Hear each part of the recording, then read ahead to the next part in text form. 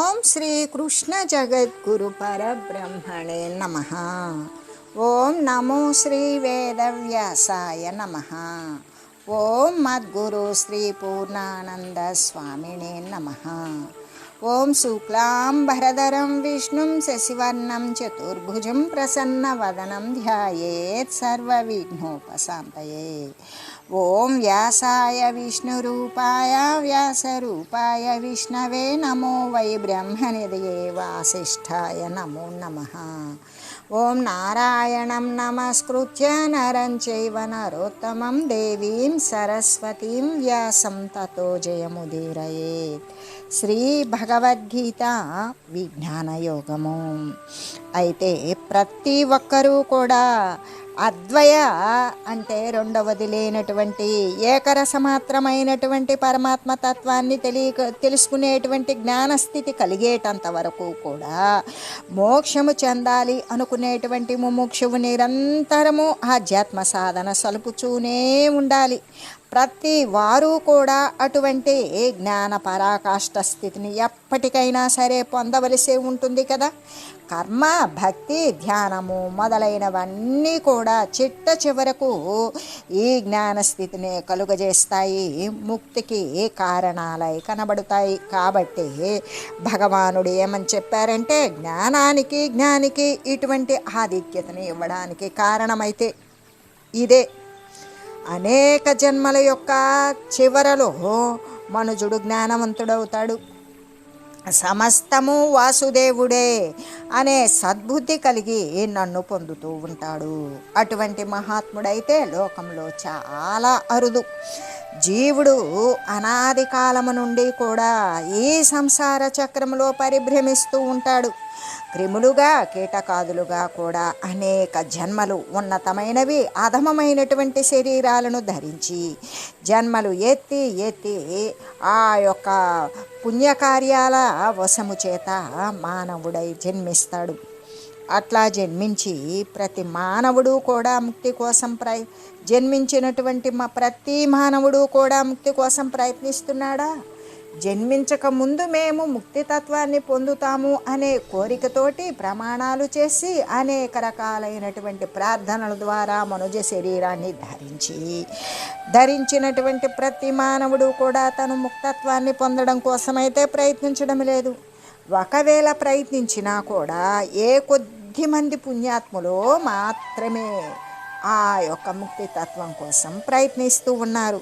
మళ్ళీ ఆ ప్రయత్నించే వారిలో కూడా కొంతమంది సగంలో ఆగిపోతూ ఉన్నారు.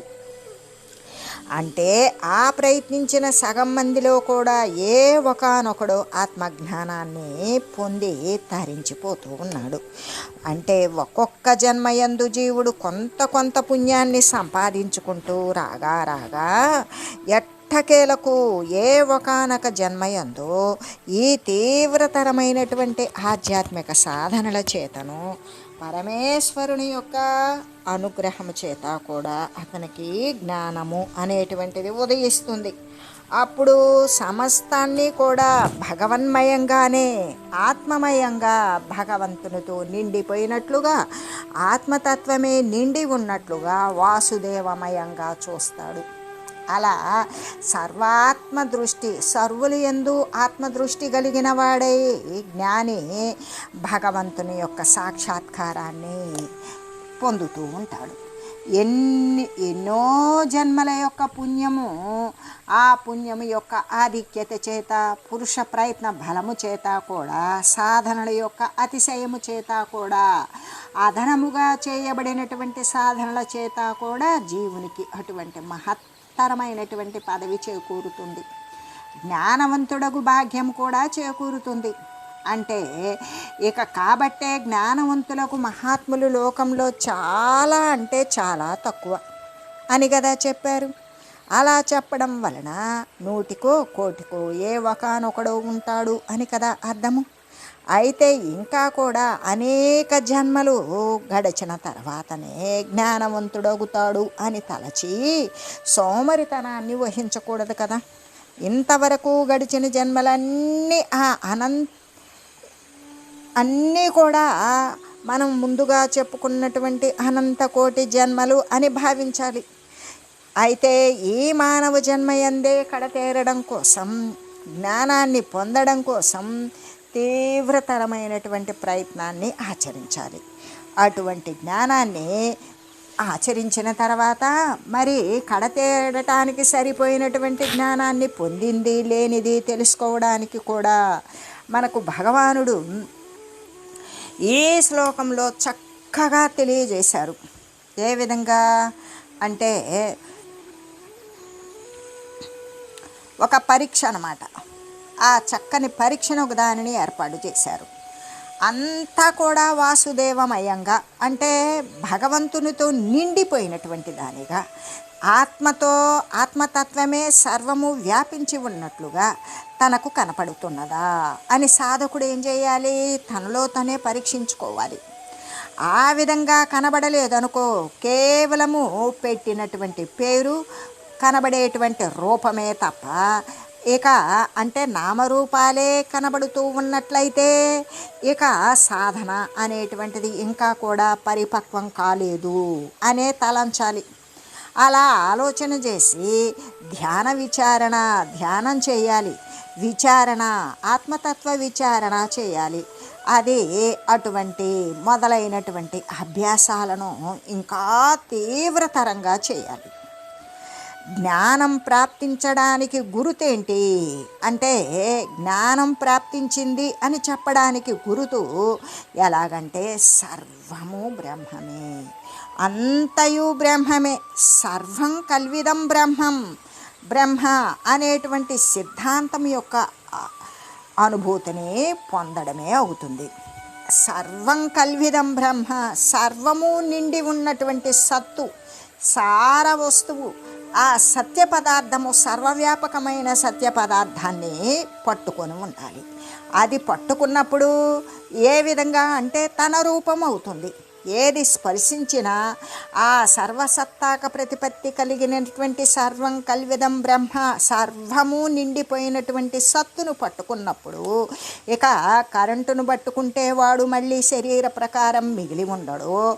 అలాగే ఇక్కడ సర్వము ఈ యొక్క జడ పదార్థాలు, భావాలు అనేటువంటివి ఆయు పరిమాణం వరకు ఉంటే ఉండవచ్చు, కానీ వాడు భగవత్ స్వరూపుడే అవుతాడు.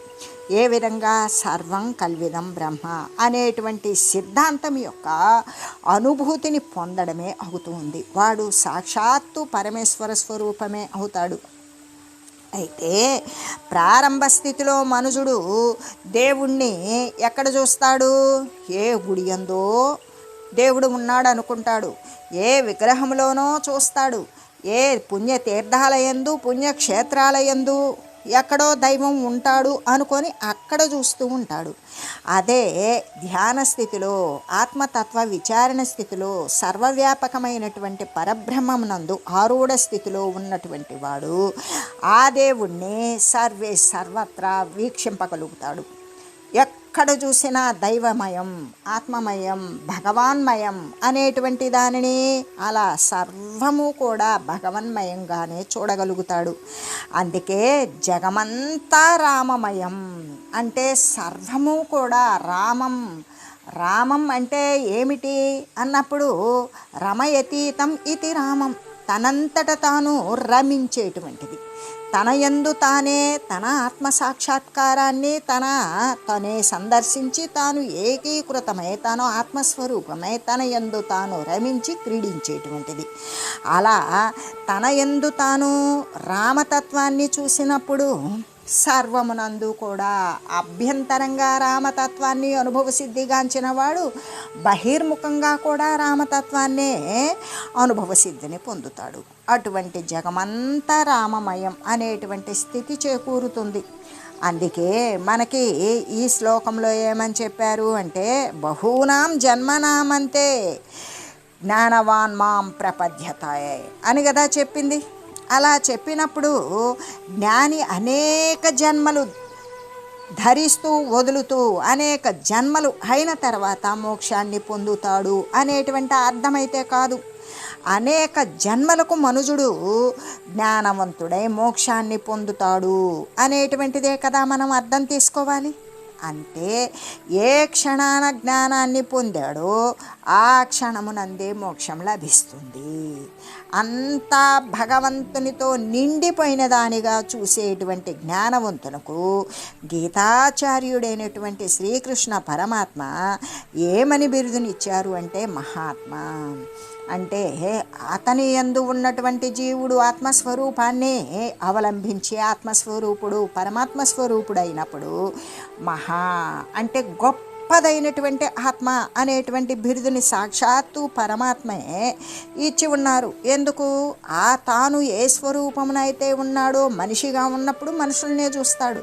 తాను పరమాత్మ స్వరూపముగా ఉన్నప్పుడు సర్వేక సమస్తము పరమాత్మ స్వరూపంగానే గాంచగలుగుతాడు. అలా భగవన్మయంగా గాంచేటువంటి జ్ఞానవంతునికి, భగవన్మయంగా చూసేటువంటి జ్ఞానవంతునికి గీతాచార్యుడైన పరమాత్మ మహాత్మా అనే బిరుదుని ఇచ్చివేశారు. అటువంటి బిరుదును సంపాదించడం కోసమైనా సరే, ఎందుకు? ఆ బిరుదు సాక్షాత్తు పరమాత్మ యొక్క ముఖార విందంగా వెలువడింది.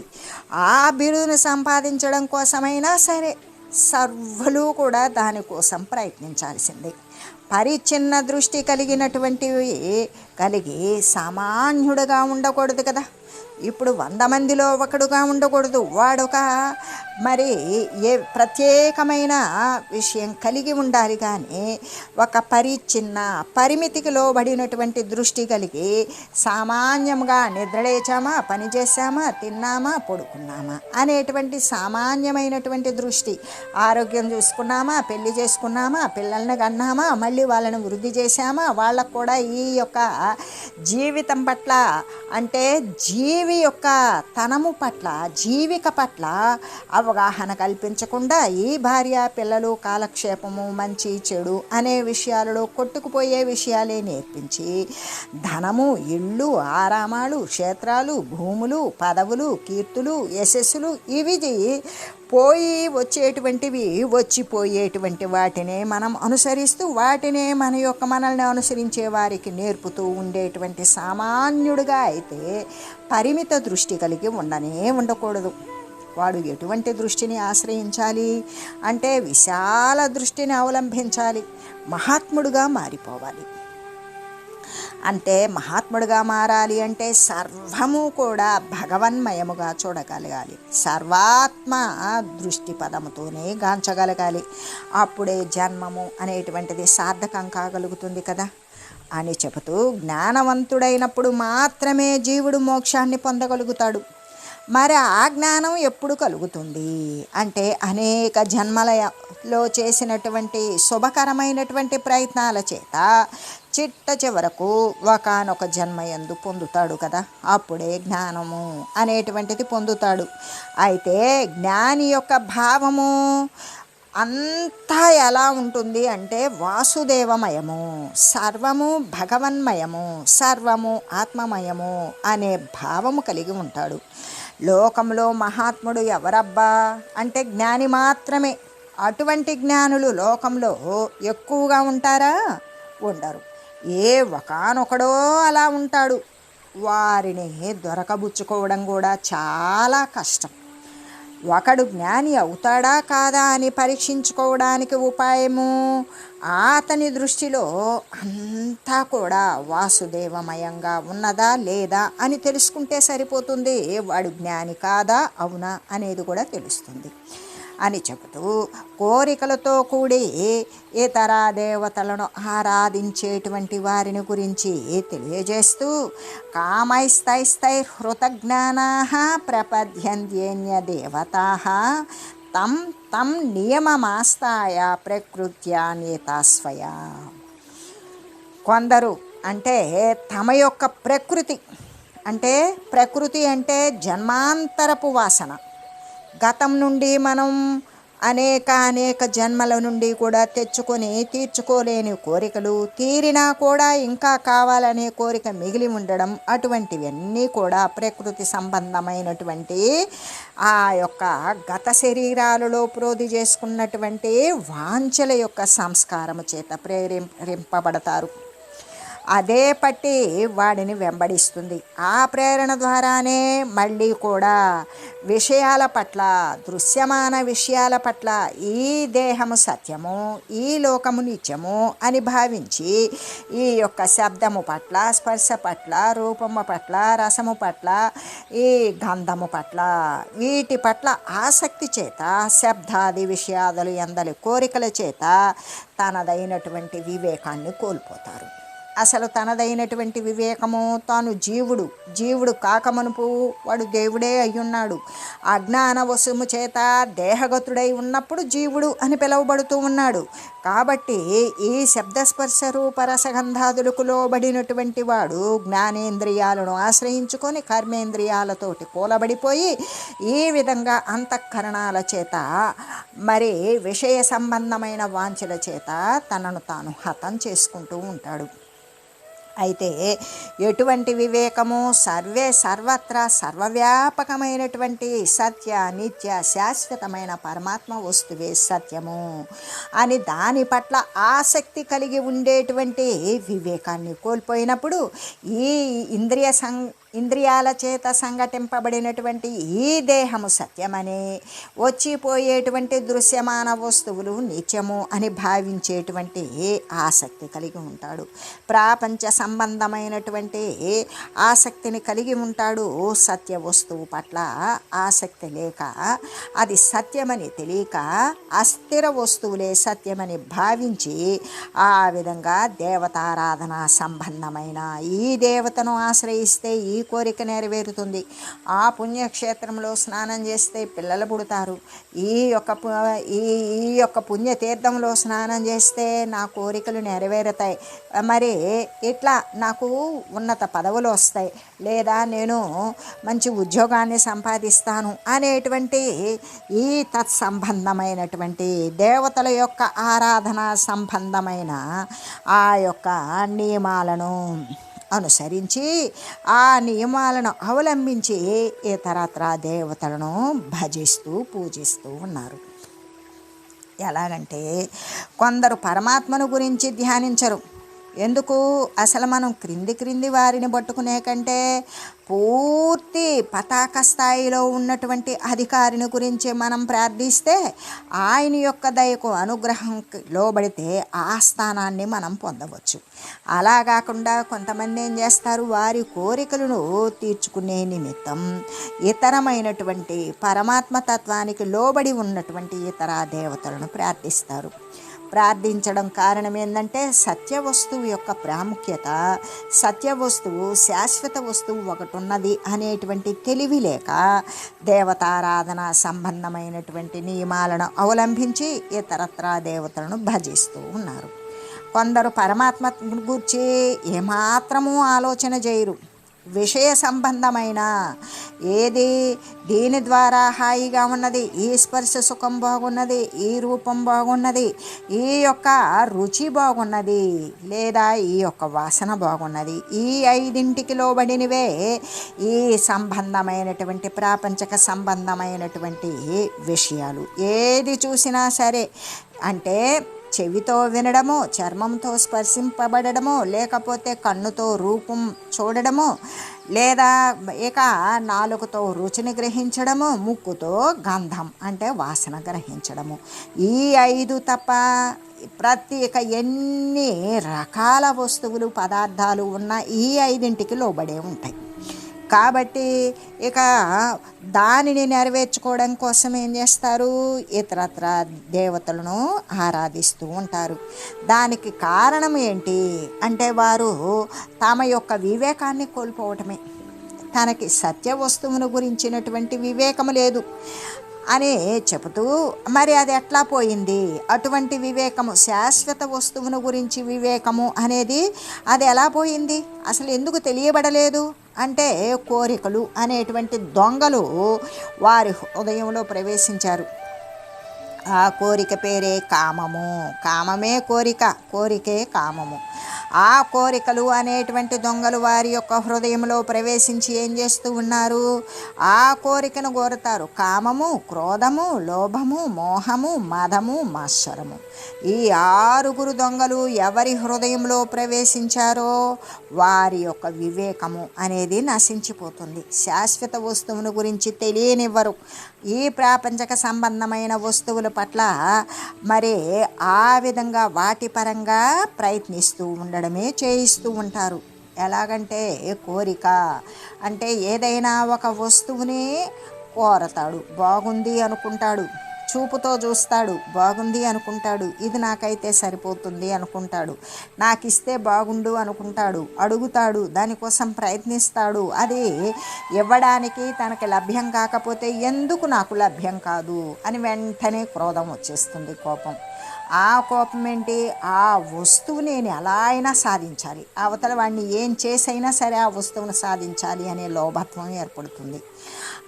ఇక ఆ లోభం తర్వాత మోహం అనేది వస్తుంది. ఆ వస్తువు పైన అధికరిస్తుంది మోహం. అది లేకపోతే నేను బ్రతకలేను. దాన్ని ఎలాగో స్వంతం చేసుకుంటాడు, వస్తువు ద్వారానో పరపీడనం వల్లనో ఎలాగో స్వంతం చేసుకుంటాడు. ఆ మోహం, ఆ వస్తువు పట్ల ఉన్నటువంటి మోహం ద్వారా దాన్ని స్వంతం చేసుకున్నప్పుడు మదం హెచ్చరిల్లుతుంది. అది నేను కాబట్టే దానిని సాధించాను, మత్సరం, నేను తప్ప మరి ఇంకెవ్వరూ సాధించలేరు అనేటువంటి ఈ 6 దొంగలు కూడా వారి యొక్క హృదయంలో ప్రవేశిస్తారు. వారి జ్ఞానాన్ని నశింపజేస్తారు. వారికి ఉన్నటువంటి తాత్విక చింతనను బయటికి గెంటివేస్తారు. అందుకే కామైహి హృత జ్ఞానాహ అని కదా చెప్పడం. దాని ఫలితంగానే వారు ఆత్మ యొక్క గాంభీర్యాన్ని తెలియజేయలేరు. ధీమంతమైనటువంటి ఆత్మతత్వం యొక్క గంభీరతను వారు తెలుసుకోజాలరు. పరమాత్మను సేవించడం అనేటువంటి దానిని విడిచిపెట్టేసి ఇంకా ఇతర దేవతలను ఆరాధిస్తూ ఉంటారు. ఆ ఇతర దేవతలకు సంబంధించి నిమ్మకాయలైతే నిమ్మకాయలు, ఎండుమిరపకాయలైతే ఎండుమిరపకాయలు, కొబ్బరికాయలైతే కొబ్బరికాయలు, పూలమాలలు, కర్పూరాలు, అగరవత్తులు, ఫలాలు, పొళ్ళు, ధూపాలు, దీపాలు అనేటువంటి కొన్ని నియమాలకు అనుసరించి ఆ నియమాల ప్రకారం వాళ్ళు వ్రతాలు చేస్తారు. ఈ వారం తినకూడదు, ఇప్పుడు చన్నీటితో స్నానం చేయాలి, ఇలాగా భూమి మీద పరుండాలి, ఇలా అని అనేక నియమాలు వాళ్ళకు అనుకూలమైనట్లుగా లేదా దానిని అనుసరించేటువంటి పెద్దలు ఎవరైనా ఉంటే దాని ప్రకారం అనుసరిస్తూ తెలుసుకొని వ్రతాలను ఆచరిస్తారు, ఉపవాసాలు చేస్తారు, జాగరణలు చేస్తారు. ఈ విధంగా ఆచరిస్తూ ఆయా దేవతలను భజిస్తూ ఉంటారు. ఆ దేవతల యొక్క నియమాలను అనుసరించి వారి ఆరాధన లక్ష్యము కోరికలు నెరవేరడమే కానీ మోక్షమైతే కాదు కదా. మేము మోక్షము చెందాలి అనేటువంటి భావన వాళ్ళకుండదు. నా కోరిక తీరే నిమిత్తము నీకు 100 కొబ్బరికాయ కొడతాను, నాకు ఈ కోరిక గనక తీరిందా నేను నీ వచ్చి నీ దర్శనం చేసుకుంటాను. ఇవన్నీ దైవం అడిగాడా? అడగలేదు కదా.